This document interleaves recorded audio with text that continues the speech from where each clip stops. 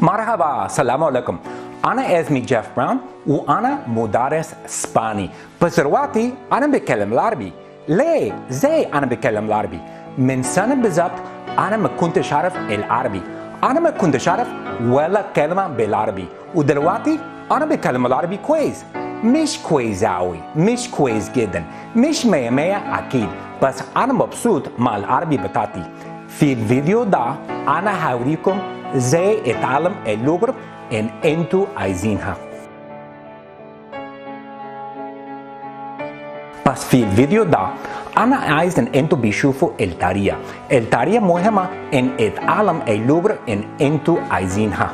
انا مش ذكي قوي، انا مش اوكارينو، انا مش ساحر، انا شخص عادي زي انتوا. انتوا جاهزين اتعلم اللغة اللي انتوا عايزينها؟ أنا جاهز. يلا بينا، يلا نتعلم اللغة الجديدة.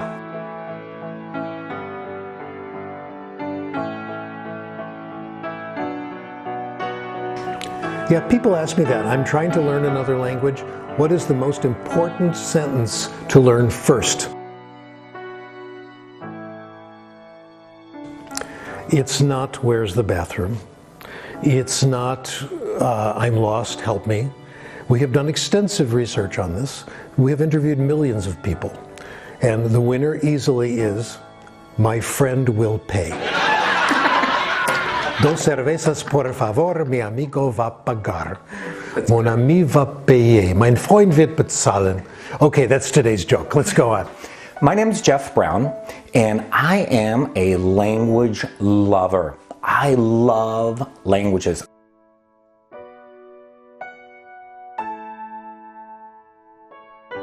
I've decided to make this video because I'm going to show you, or I want to show you guys, how to learn or how to acquire the language of your choice, the language of your dreams in 1 year. During this video, what I'm going to be doing is I'm going to be showing you step by step exactly what you need to do to acquire or to learn the language of your dreams. And check this out, during this year, during this video, I'm going to be acquiring a new language. I'm going to be learning a new language over the year, and I'm going to show you exactly step by step what I do to acquire that language. So during this video, I'm going to show you what you need to do, and I'm going to show you myself learning a new language. So I've decided to learn Arabic.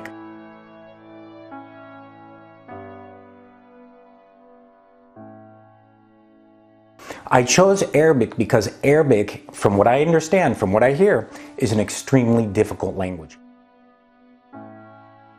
So let's talk about the name of this video for a second. The name of this video is called How to Learn or Acquire Any Language in 1 Year Guaranteed. Now, that's actually not true. I'm not going to teach you how to learn anything. I'm going to teach you how to acquire a language. I'm going to show you how to acquire a language much like a baby acquires his or her first language. So let's take a minute and let's talk about the difference between learning versus acquisition. Acquisition and learning, I get the credit for both of these terms, but I didn't really invent them. Acquisition and learning was kind of an informal use. Wallace Lambert of Canada used it. Acquisition means picking up a language, subconsciously absorbing the language, having a feel for it. Learning means what we did in school, knowing the rules, being able to consciously remember what they are, talk about them, etc. And the big breakthrough is that they're different, and that acquisition is much more powerful than learning, which came as a big shock to me because I love grammar.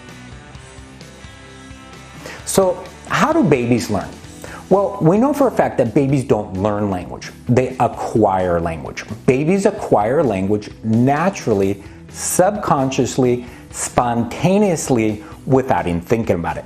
They acquire language through what's called comprehensible input.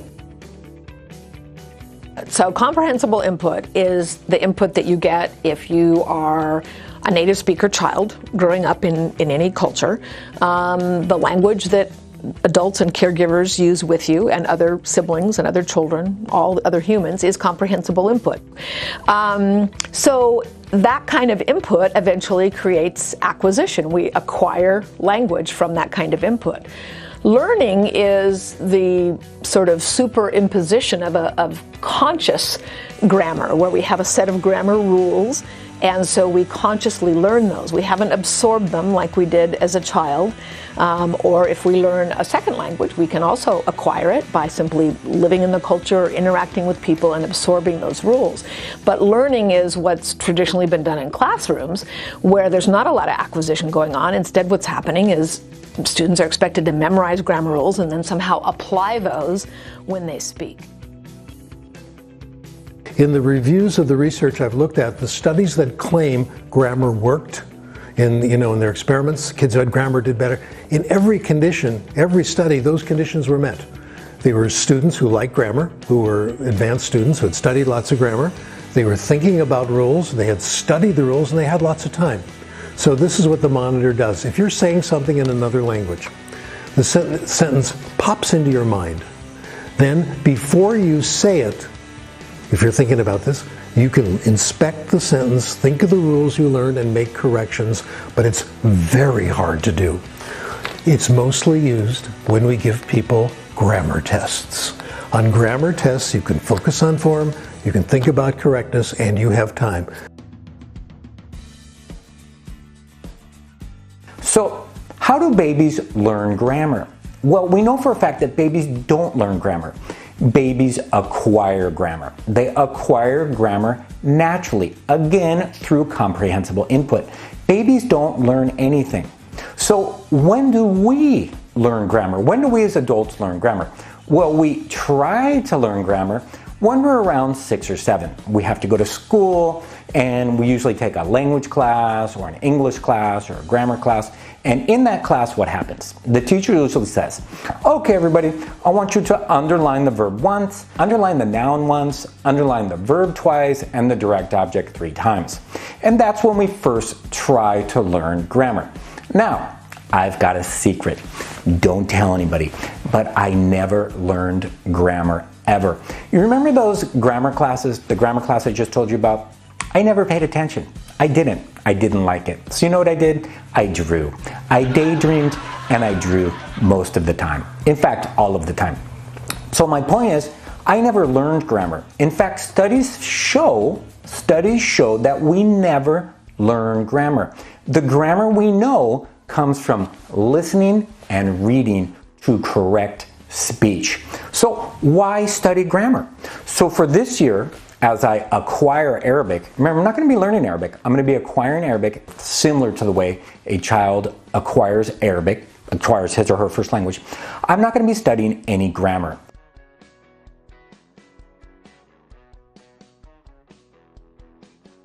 Now, there's a lot of you out there that love grammar. I know. I've met some of you. If you love grammar, that's fine. And you want to study grammar, that's fine. I suggest 2 things. Number 1, wait until you're fluent. Wait until you speak the language fluently or semi-fluently, then study the grammar. That's the way children do it.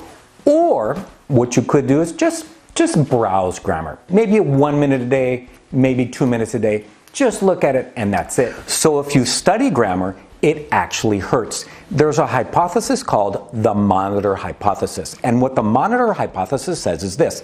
If you study grammar, you study grammar, when you go to speak the language, you're going to think of the grammar first, and it's going to get in the way. It's going to hinder your natural production of the language. So once again, for this year, forget about grammar. Do not study grammar. If you want to do grammar, fine, browse grammar.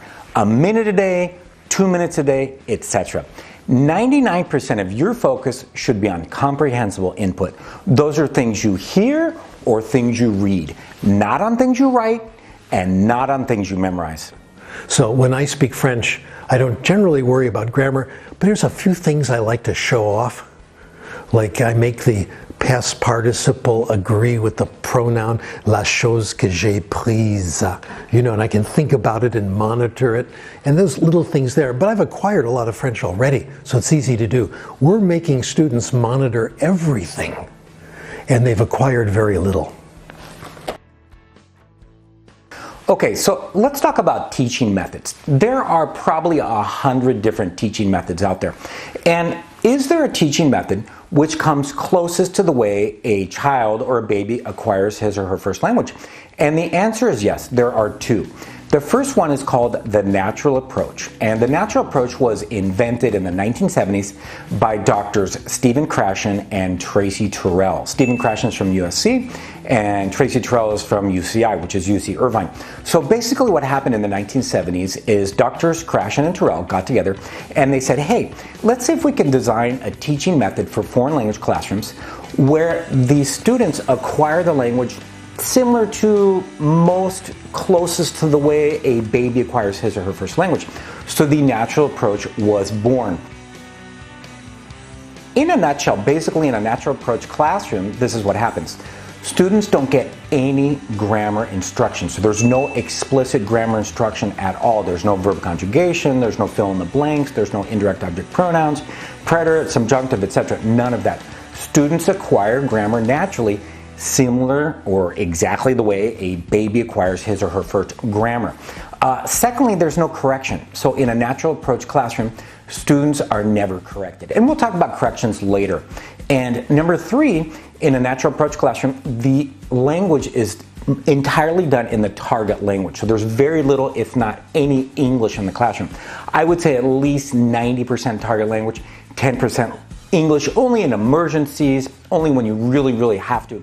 The second teaching method is called TPRS. And TPRS is used mainly in high schools and elementary schools and middle schools. And I love TPRS. So TPRS stands for Teaching Proficiency Through Reading and Storytelling. Oh, I love TPRS. And so basically what TPRS does is, just the way it sounds, students acquire the language through storytelling. Storytelling, lots of stories, and then they augment that or they reinforce that with reading. So the class revolves around storytelling, and then after the story, there's reading to accompany the storytelling, or they read at home. So a lot of stories in the classroom, a lot of reading at home, etc.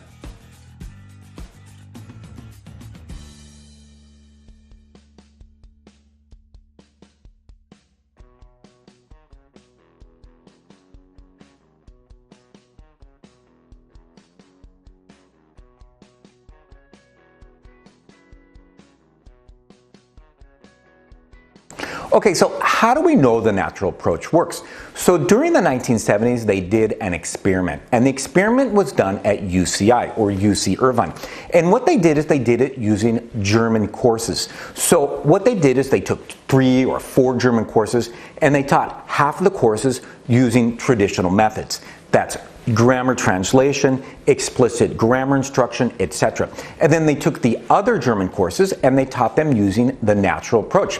And then at the end of the semester or the end of the year, they tested the students, and the results were astounding.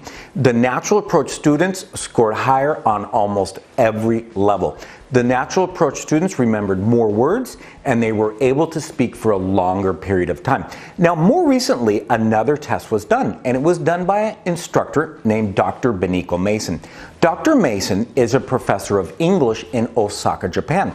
And what Dr. Mason does is she teaches using story listening. Now, story listening is a wonderful form of comprehensible input. So, the natural approach, storytelling, story listening, they all go together hand in hand.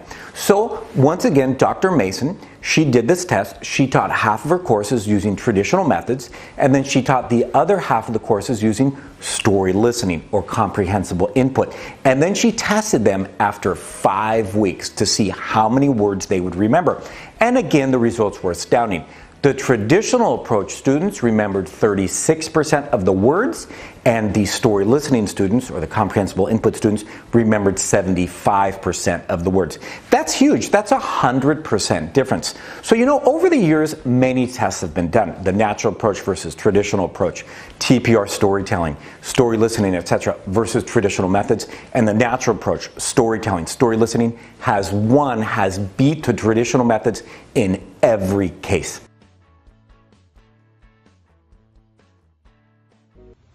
Mă numesc Alina Filipescu, predau limba spaniolă, clasa a 7-a și a 8-a la Kramer Middle School.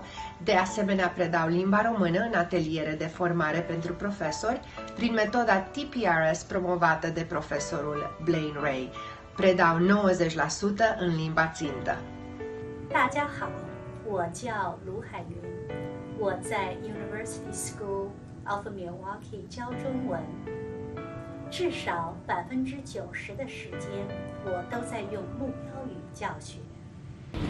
Здравствуйте, меня зовут Елена Ермен, я преподаватель русского языка в Гроссман колледже, и 90% моего класса я преподаю на русском языке. مرحبا، الأستاذ زياد من GSA Academy، وأنا أستخدم العربية في الصف حوالي 90% من الوقت. You should have the illusion that the class is entirely in the target language. But using English here and there for help, etc., is perfectly fine. You do too much of it, you're not getting any comprehensible input. And you're going to wind up easily doing 90%, easily doing 95%. You probably wind up doing 98%. If it's going to be 90%, it can't just be above the student's level. And you know, I used to give workshops and instructors would come up to me and they'd say, well, I tried speaking Spanish to my students, but they didn't understand me. And I'm like, well, yeah, your kid won't understand you either if you're talking about inflation to a 2-year-old. You know, you have to talk about their brand new shoes, you know, and the toy truck they're holding, or, you know, the cute bow they have in their hair. I mean, you have to bring it down to their levels. And it's a lot of work. It's way, way easier to just give them a bunch of grammar exercises. This is way more work. It's easier to stop and explain a grammatical structure, but it doesn't help the student acquire the language. So it's an easier process, and if you fool yourself into believing that this easier process actually achieves the same results, you're going to try to do that process.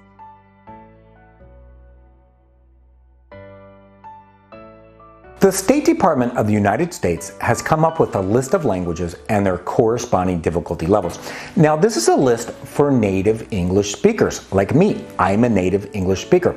So in level 1, you'll find the easiest languages for English speakers to acquire. And in level 1, you'll have Spanish, Italian, French, Portuguese, Romanian, Dutch, Swedish, and Afrikaans.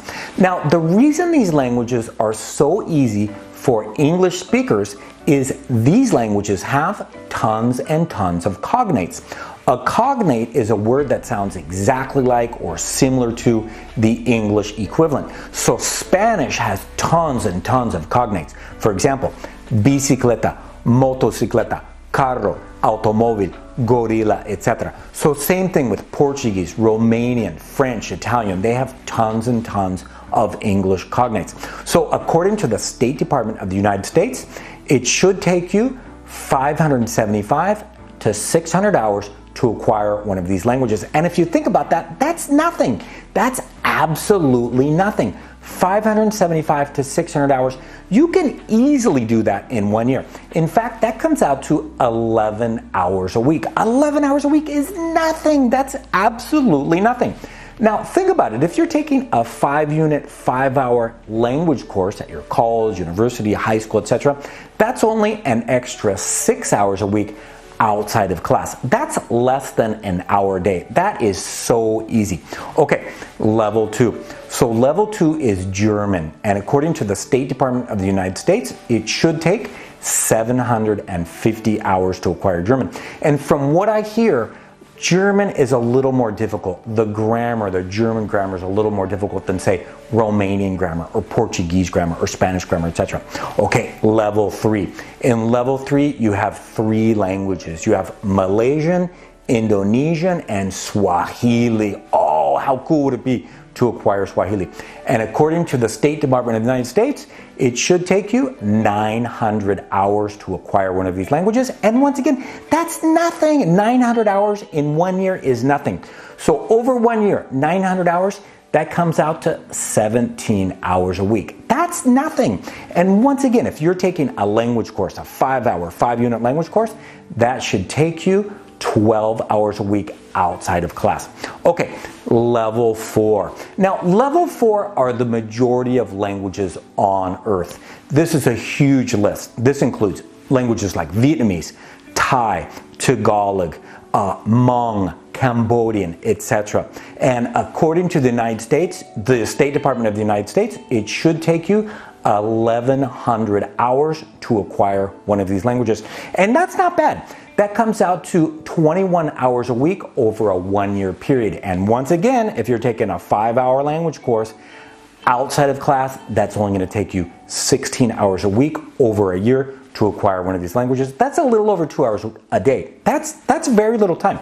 Okay, level 5, the most difficult languages on Earth for an English speaker to acquire, according to the State Department of the United States. And those are 4 languages.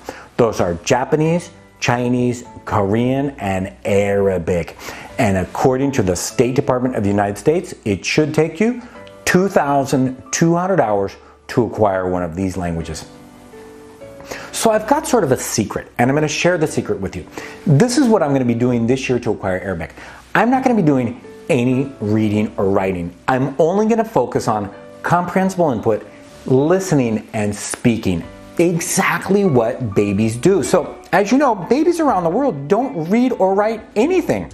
If I were teaching a language that did not use the Roman alphabet, I would not do any reading and writing for a really long time. I think it's so easy to do after you have a 5,000 word vocabulary. So once your vocabulary in Arabic hits 5,000 words, it won't be so hard to learn to read and write Arabic. So one of the problems I see is a lot of students who are studying level 5 languages, for example, Japanese, Chinese, Korean, Arabic, they spend a lot of hours reading and writing the language, specifically writing the language. I've seen tons of students memorize, writing, reading, memorization. They spend tons and tons of hours writing the language, memorizing characters, etc. And they spend very little time comprehensible input, listening to the language, reading the language, speaking the language. So that's a huge mistake that I see a lot of level 5 students doing. So if you're studying a level 5 language, I'm going to suggest forget about reading and writing until you're fluent in the language or semi-fluent in the language, just like a baby acquires his or her first language. You need a language parent, somebody who's going to help you acquire the language, somebody who speaks the language that you want to acquire and help you acquire that language. And the best place to find these people, number one place is family. There might be someone in your family who speaks the language that you want to acquire. Number 2 are friends. You might have a friend who speaks the language that you want to acquire. Chances are you do. And number 3, coworkers. Chances are you probably have a coworker or 2 or 3 who speak the language that you want to acquire. In fact, all of your coworkers might speak the language you want to acquire, which would be awesome. So those are the number 1 places to find people who could be or are going to be your language parents. Now, what if you can't find enough people to be your language parents through your family, your friends, your coworkers, etc.? Another great resource is trades. Now, what are trades? Trades are basically language exchanges. That means you're going to need to find people, or you're going to find people who speak the language that you want to acquire, and you're going to trade them for the language that you already speak. In most cases, if you live in the United States, it's probably going to be English. So if you speak English, you're going to trade with someone who wants to acquire English for whatever language you want to acquire. So these are language exchanges. And I've done this thousands of times. Language exchanges are awesome. Now, where are you going to find these people? There's 2 or 3 places to find these people. The best place to find people to exchange languages with, if you speak English, the best place is at an ESL classroom, an English as a second language classroom, at your school, your college, your university, or an English language center in your community. So another great place to find trades is Craigslist. And I just put an ad in Craigslist saying, I'm acquiring this language. Would you like to trade English or Spanish or one of my other languages for whatever language I'm acquiring? And it works awesome. I've done it for Chinese. I've done it for Italian. I've done it for, I think, French. So it works really, really well. It's a great resource. Another good resource are apps, and there's a couple apps out there, and they're called Tandem and HelloTalk. And these are apps which are designed for people who want to trade language. So I've used both these apps. They work really well. And basically you go into the app, you type in the language you speak, you type in the language you want to acquire, and boom, it gives you a list of people in your area who want to exchange with you. So what are you going to do once you sit down with your language parent, your language partner, your trade, etc.? So right now, I'm going to show you the magic. This is the most important part of the entire language acquisition program. So you need two things. Number one, you're going to need magazines. You need to get as many magazines as you can find. And number two, you need children's stories. Again, you need to get as many children's stories as you can find. So let me talk first about magazines. So it doesn't matter what language the magazines are in, and it doesn't matter what language the children's stories are in. The important thing is that the magazines have tons and tons of pictures. Now, this magazine is Sunset Magazine. I love Sunset Magazine for language acquisition. And the reason I love Sunset Magazine is it has tons of great pictures. Sunset Magazine is a travel magazine, which means it's going to have pictures related to travel, food, clothing, accessories, ads, etc. This magazine probably has around 200 to 300 great words that I want to acquire. So when you sit down with your language friend, you're going to ask him or her to lovingly describe all of the pictures in the magazine. And while he or she's doing that, of course, you're going to want to participate. And the way you participate is this. He or she's going to ask you simple yes or no questions about the pictures in the magazine. And then you are going to ask some super simple questions too. And the most simple questions are, what is this? What's that? What's he doing? What's she doing? And why? Why is the most important question in any language. So let me talk about children's stories and storytelling in general. Storytelling is the most powerful way to acquire any language. I cannot say enough good about storytelling for language acquisition. Now, storytelling, children's stories, this is going to be the bulk of your language acquisition program. I would say about 80 to 90% you're going to be working on children's stories. Now, just like magazines, and like I said, it doesn't matter what language the children's stories are in. The important thing about children's stories is that the pictures are very big and the text is very small. Now, your language partner, your language friend, he or she's not going to translate the story. In fact, I don't recommend he translate the story. He or she won't need to translate the story because the pictures are very big. It's very easy to follow. It's a children's story. So, just like magazines, he or she is going to lovingly retell you the story in the target language. And he or she's going to ask you simple yes or no questions. And then just like magazines, you're going to want to participate. So you're going to ask, what's this? What's that? What's he doing? What's she doing? And why? Now, let me tell you something you don't have to do. You don't have to retell the story. In fact, you never have to retell the story. In fact, retelling the story is probably going to be extremely difficult. Remember, language acquisition is all about listening and not speaking. So when he or she's retelling the story, you're acquiring the language through listening and not speaking. So you do not need to retell the story ever. Children's stories, storytelling in general, are the way to go.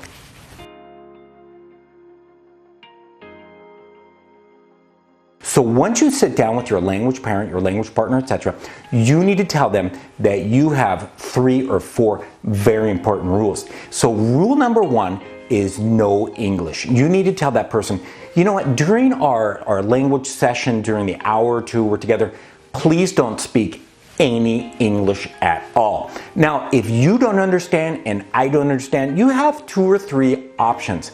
My favorite option is just to gesture. You're going to act it out. You're going to try to get the person to understand what you're trying to say. And the way you do that is through gestures or acting. And that works a lot of times. That's my favorite thing to do. Number 2, if you don't understand and I don't understand, you're going to draw. I always bring pencil and papers to all of my language sessions, and I love to draw. Drawing is so important because remember, I want to stay away from English at all costs. I want to stay in the target language about 99% of the time. Now, if you want to do 5% English, that's perfectly fine. I'm going to do about 99% target language, and I'm only going to speak English about 1%, and that's just during emergencies. So, no English. You're going to gesture or you're going to draw. Now, if at any time you don't understand and I don't understand and we're stuck, we're going to use the term, it's not important. So we're going to say that in the target language. We're going to say, you know what? It's not important. Let's move on. Let's go to the next topic. Let's turn the page, etc. So in the target language, it's not important and we just move on. That's rule number 1, no English. Rule number 2 is no grammar. So I'm going to ask my friend, I'm going to say, you know what? During this 2 hours or hour or 30 minutes, whatever it is, please don't teach me any grammar. Don't say because it's a girl we say it this way, because it's a boy we say it this way, if there's a group of people we say it this way. No. Remember, I'm going to be acquiring grammar naturally, like a child acquires his or her first grammar. So once again, rule number 1, no English. Rule number 2, no grammar. And rule number 3, no corrections. So I'm going to ask my friend, and you're going to need to ask your friend, please don't correct me at any time. And the reason is correction does not work. It's basically a waste of time.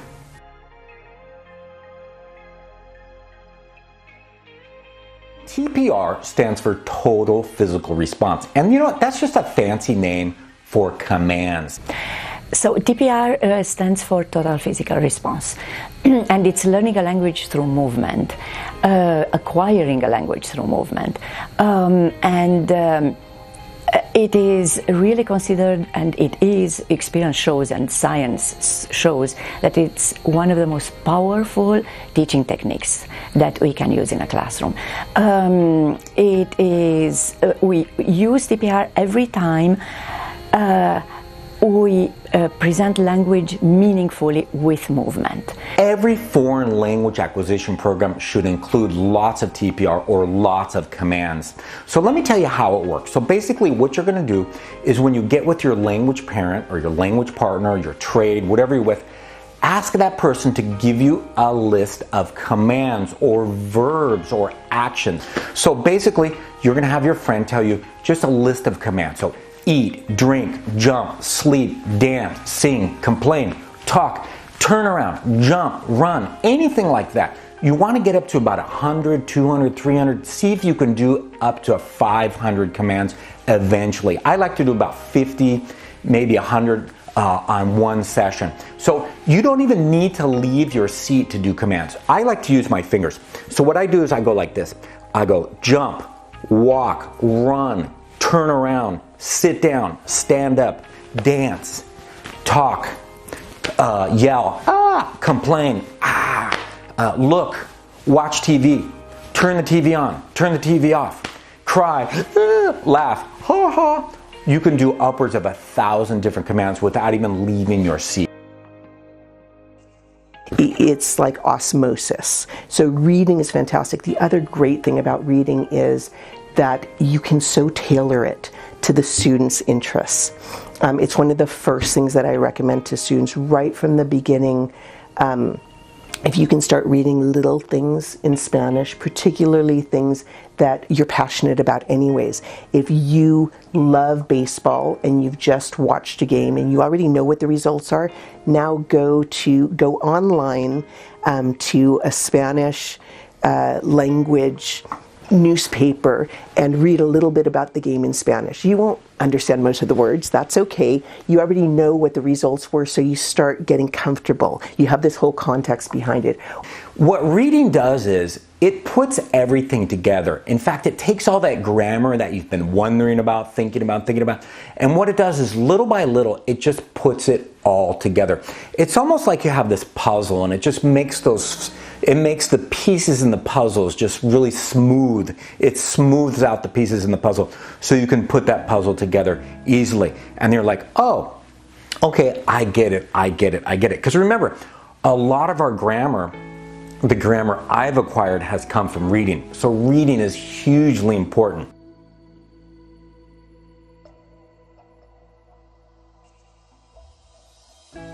I+1 simply means input plus 1. Input is everything I know, and then the 1 is, that means just a little bit extra. I+1 is input that students already know, is a vocabulary and the grammatical structures that students already possess.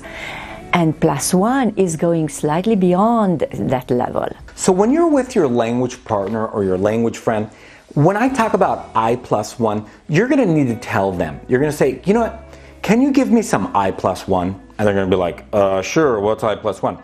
So I+1 is super simple. And what it means is they're going to give you vocabulary, but they're just going to ramp it up a little bit. They're just going to be giving you a little bit extra than they normally would.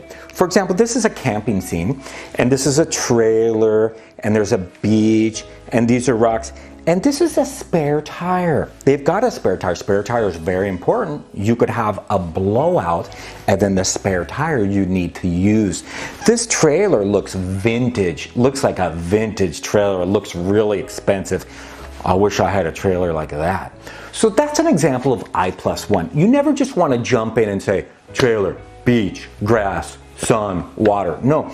You want your partner to give you this loving explanation. Again, like you're the baby and he or she is mom or dad. One of the things, though, that is definitely lacking in the online environments that I looked at is the group interaction. So much of language is not just the words that we're saying to each other. We communicate through our tone, we communicate through our gestures, we communicate through the space that we occupy and the way we occupy it.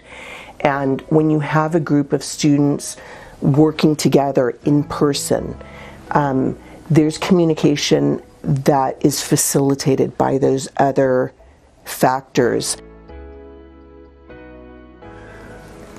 Ineffective. How's that? And I recommend the work of a guy named John Truscott, Truscott. His articles, a lot of them are available online. Just look at John Truscott. He's a professor of English in Taiwan. Whenever I go there, I like to see what he's doing. He has reviewed literature on correction more thoroughly than I have. I've done my best, but John has done a better job. Over and over again, it is not effective. You make a mistake, someone corrects you, you're supposed to change your idea of what the rule is. So I could say, j'ai allé, and the person says, no, je suis allé. I say, oh yeah, that's right. The verb to go takes, this auxiliary and not the other one. It's supposed to do that. In reality, it only works when the rule is very, very simple and you've studied it. You've time to think about it and you're focused on form. So it's the same constraints as grammar. And when correction does work and when formal instruction does work, the effect doesn't last very long. It fades away after a few months. Most of the gain is gone. So every year, students ask me what I think about Rosetta Stone and apps. And when I say apps, I mean Duolingo to be specific. So let me talk about Rosetta Stone first. With Rosetta Stone, I've got some good news and some bad news. And I'm going to start off with the bad news first. The bad news is, first off, Rosetta Stone is super boring. It is so absolutely boring. I cannot use Rosetta Stone for more than 5 minutes because I am so absolutely bored. Rosetta Stone, secondly, Rosetta Stone is missing one thing. Rosetta Stone is missing the people. There are no people. I need people. I need conversation. I need interaction. I need nonverbal communication. I need laughter. I need all of that, and Rosetta Stone has none of that. Rosetta Stone is basically a digital flashcard game where they go, here's a dog, here's a cat, here's two dogs, here's two cats, and you have to guess using the pictures. Now, here's the good news regarding Rosetta Stone. Rosetta Stone is better than nothing. Anything is better than nothing. So if you're taking a 5-hour class, a 5-unit, 5-hour class every week, and you're supplementing that with, say, 5 hours of Rosetta Stone, it's better than nothing. But compared to actual conversation, actual comprehensible input, it doesn't come close. So now let me talk about Duolingo. A lot of students like to use Duolingo. I have a huge problem with Duolingo. The biggest problem with Duolingo is its memorization. It's 99.9% memorization. All you're doing is memorizing words and phrases, etc. Memorization is not comprehensible input. In fact, you could memorize the entire dictionary. You could memorize the whole Spanish dictionary, French dictionary, Arabic dictionary, etc., and you would still not speak the language. It just doesn't work that way. Something I'm going to be doing brand new this year, which is going to double my comprehensible input during any given week or day, etc. And it's called the mobile phone. So what I'm going to be doing is I'm going to be using the recording device on my mobile phone. All phones have some kind of recording device. And what I'm going to be doing, this is the first time I'm going to be doing this. I'm going to be recording all of my sessions, my interactions with my teachers, my friends, my language partners, my trades, etc. And then just during the week, maybe a half hour before I go to bed or an hour a day in my car, I'm going to listen to those recordings over again. And that is absolute comprehensible input. It doesn't matter that I've heard it before. In fact, it's important that I hear it again. So I'm going to do that over and over and over again. I'm going to get at least 2, 3, maybe even 4 extra hours a week by listening to the recordings on my mobile phone. Now, more importantly, I'm going to be recording the children's story sessions, because what I want is I want a whole list of stories. I want 100 different stories, children's stories on my mobile phone that I can listen to anytime. And you know what the greatest thing is? After this year, I'm going to still have these on my phone, and I'm going to use that just to warm up, to keep current, to keep my fluency, whatever my fluency level is. And I'm going to do that over and over and over again. And I'm going to do that for the rest of my life. My plan is I'm going to study abroad. So I'm going to study abroad this summer in Egypt for 3 months. Why? Because I have 3 months off, and Egypt is a wonderful country and it's not that expensive.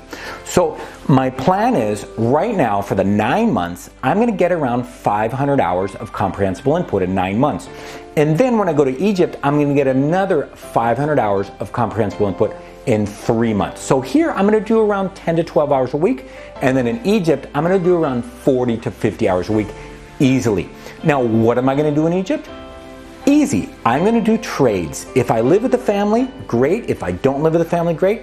But I'm going to be doing a lot of trades. I'm going to be trading English for Arabic, or Spanish for Arabic, or English and Spanish for Arabic, and I guarantee it's going to work. I've done it before. I'm going to use the apps, and in the end, I'm going to meet tons of wonderful people. I'm going to make lifelong relationships with people, and that's pretty much the most important part of acquiring any language. It's the relationships you're going to make, the lifelong friends you're going to make by acquiring their language.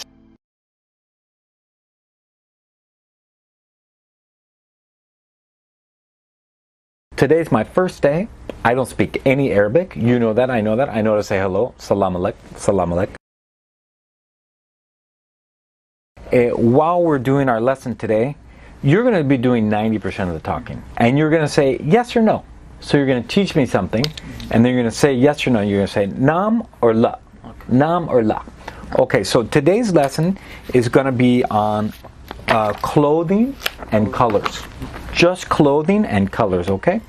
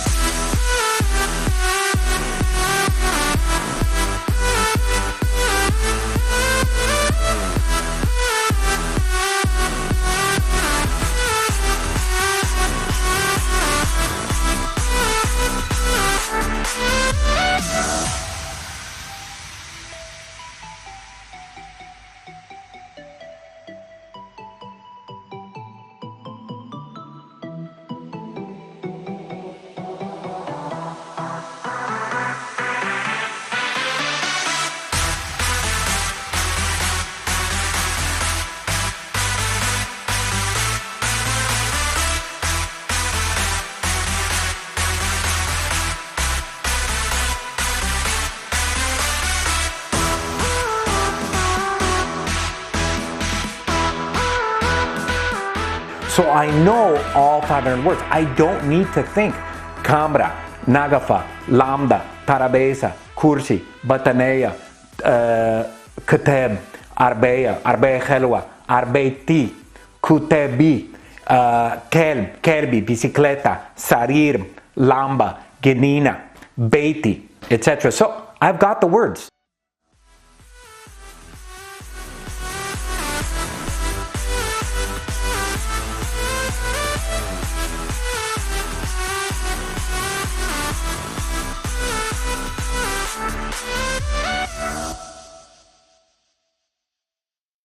طب انت عندك قطة او كلب؟ انا عندي كلب، الكلب اسمه فريكلز. انت شفت فريكلز؟ اه شفته. حلوة كبير. كبير اكيد. فريكلز كلب كبير. بالظبط. طب انت بتطبخ هنا صح؟ بتطبخ. بتطبخ ايه؟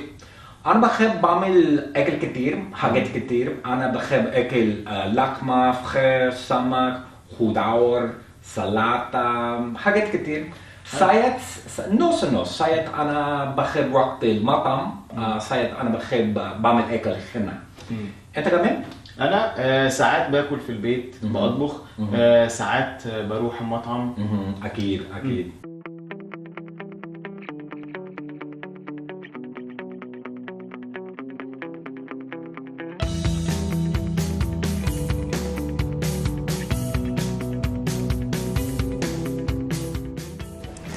هاي زف، ازيك؟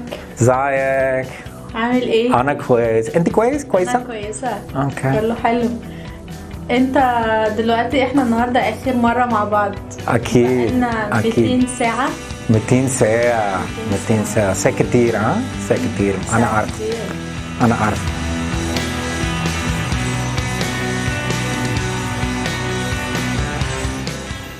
انت مسافر يوم الثلاث مصر؟ بالظبط، هيسافر. انا نفسي اسافر. انت مبسوط انك هتسافر؟ انا مبسوط قوي علشان انا نفسي.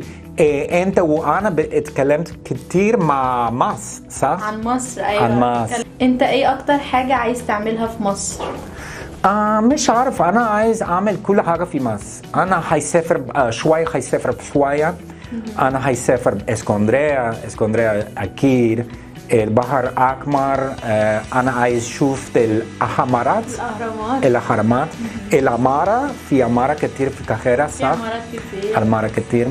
عايز أكل كل حاجة. أنا عايز أكل مصري؟ كل أكل مصري. هتاكل ملوخية؟ ملوخية ممكن.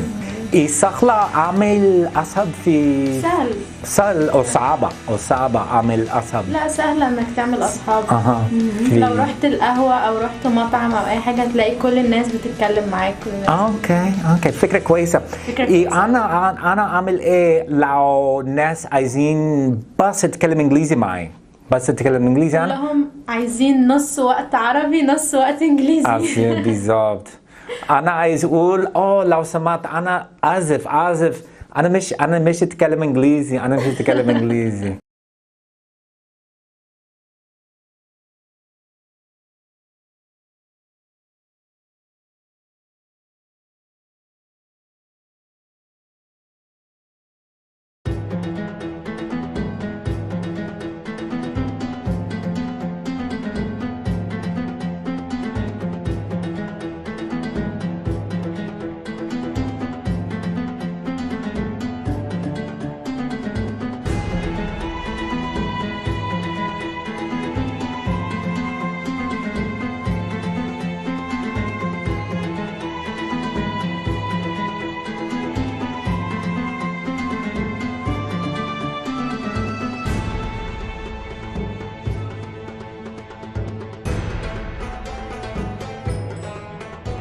ازيك عامل ايه؟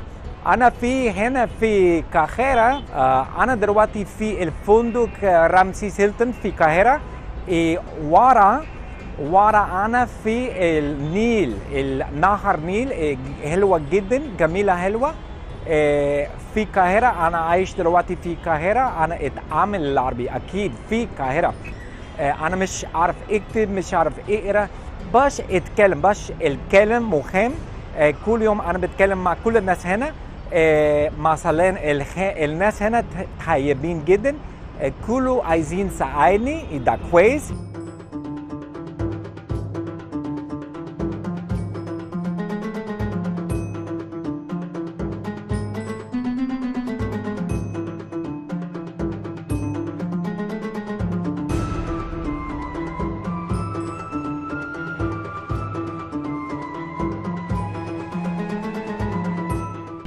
في دلوقتي في ركب كتير النهارده صح؟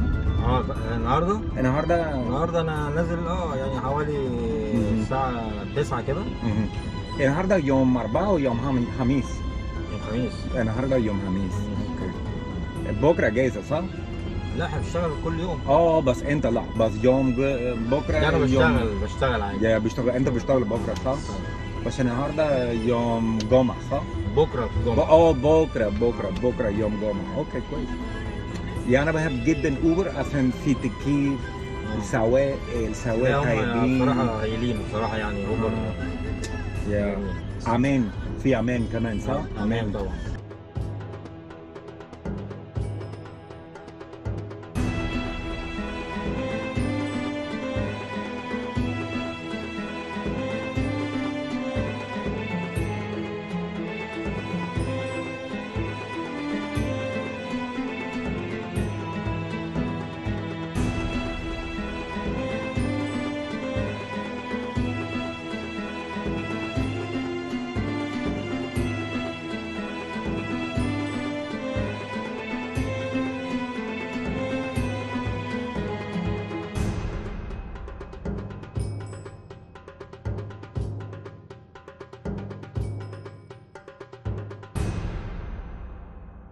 بس أنا زعلان دلوقتي. أنا زعلان عشان أنا فاضل أسبوعين أنا هرجع أمريكا. أنا عايز أقعد هنا. أنا مبسوط جدا هنا. هنا في حاجات كتير. أنا بحب كل حاجات في القاهرة. مثلا الناس المطاعم الفخفخينة etc. أنا بحب كل حاجة هنا. أنا مبسوط جدا هنا عشان في ناس كتير طيبين. أنا زعلان جدا. أنا عايز أعيط. القاهرة حوشاني. القاهرة حوشاني. الناس حوشاني. الفاكهة حوشاني. الدوشة لا. الدوشة ما حوانيش خالص. الدوشة لا. بس الناس الأكل المكان البيت العربية كله حوشاني.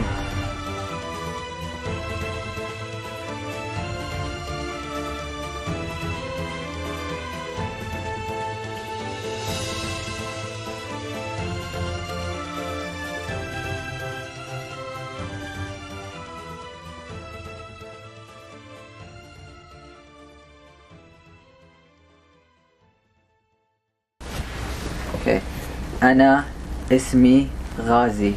اوكي غازي. أنا اسمي غازي. اوكي. يا لا نعم. هذه مجلة.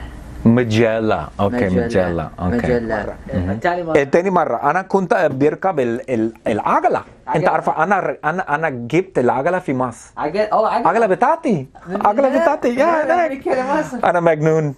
انا كنت بركب العجلة في الشارع اسمه رمسيس. الشارع اكبر. زحمة. انت عارفة ليه؟ ممكن في الافلام صح؟ في الافلام. واو. بس كان زحمة قوي زي كل يوم. على طول زحمة. بس انت كنت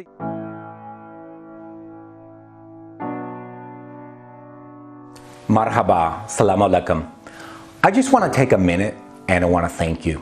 I want to thank you for sharing in this experience. I want to thank you for sharing in my experience of acquiring another language. And what I want you to do is I want you to go away with two things right now. Number one is this. You know, when I speak another language, whether it's English, Spanish, Italian, French, Vietnamese, Chinese, or Arabic, I don't think when I speak. In fact, I don't want to think when I speak. I just want to speak naturally without thinking. And you know, a lot of people, they tell me, oh, you are so smart. That's how you're able to acquire so many languages. And you know what? Actually, the opposite is true. I'm not that smart. I'm just a normal person. Now, if I was super smart, like a genius, you know, I would learn the language. I could learn languages, but because I'm not a genius and I'm not that smart, I have to acquire the languages. Because again, I don't want to think when I speak. I just want to speak naturally. And number two, I want you to know that you can acquire any language, the language of your choice, in 1 year. If I can do it, anybody can do it. So again, I just want to say adios, hasta luego, buona fortuna, bon chance, forza Said, salam alaikum, and zaijen. Forza Said, adios.